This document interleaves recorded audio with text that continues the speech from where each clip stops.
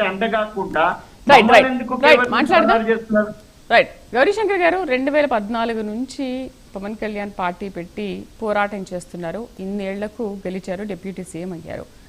మరి అక్కడ అంత పోరాటం చేస్తేనే అన్నేళ్లు పట్టినప్పుడు తెలంగాణలో అంత ఈజీనా?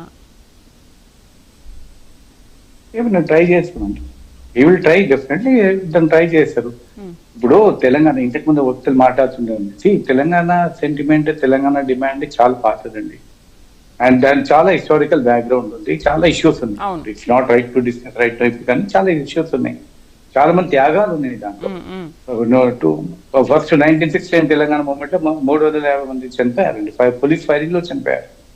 ఇప్పుడు ఈ నెక్స్ట్ కేసీఆర్ గారు తీసిన దాంట్లో 1200 మంది చనిపోయారు. దానికి కారణం లేదని కాదు, డెఫినెట్ గా కారణాలు ఉన్నాయి.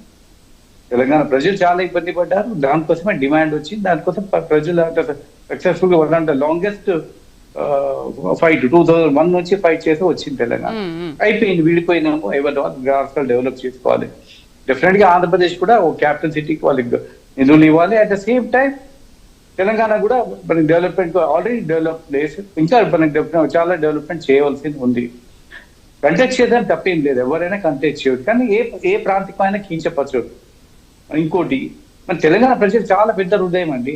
మన తెలంగాణ హైదరాబాద్ సిటీ భారతదేశంలో కానీ ప్రపంచంలో కానీ ప్రతి వాళ్ళు ఇక్కడ వచ్చి ఉంటారు. మీరు ఇక్కడ ప్రతి రాష్ట్రం నుంచి ఇక్కడ జనాలు కనిపించారు. వాళ్ళ అసోసియేషన్స్ ఉన్నాయి, బెంగాలీస్ ఉన్నారు, అస్సామీస్ ఉన్నాయి, హిమాచల్ ప్రదేశ్ వాళ్ళు ఉన్నారు. ప్రతి ఒక్కరు ఉన్నాయి, కమ్మ కాపు అన్ని ఉన్నారు. చాలా విశాల హృదయం వాళ్ళు హైదరాబాద్ వాళ్ళు, తెలంగాణ వాళ్ళు. కాబట్టి వెల్కమ్. కానీ వాళ్ళని కీర్చపరచవద్దు, వాళ్ళని డెఫినెట్ గా వాళ్ళని కట్టుకొని పోండి. వాళ్ళు డెఫినెట్ మీ ఐడియాలజీ ఏంటి మీరు చెప్పండి, ఓటేసారు, లేకుంటే లేదు. ఓకే, అంటే ఇప్పుడు గౌరీశంకర్ గారు, హైదరాబాద్ కి ఎంతో మంది ఎక్కడెక్కడి నుంచో వచ్చినప్పటికీ కూడా హైదరాబాద్ హక్కునే చేర్చుకుంటుంది.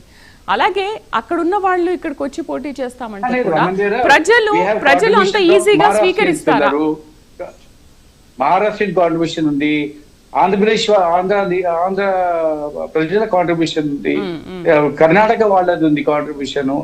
మనకు కాస్ట్ ఉత్తరప్రదేశ్ నుంచి చాలా మంది ఇక్కడ వచ్చి సెటిల్ అయ్యారు.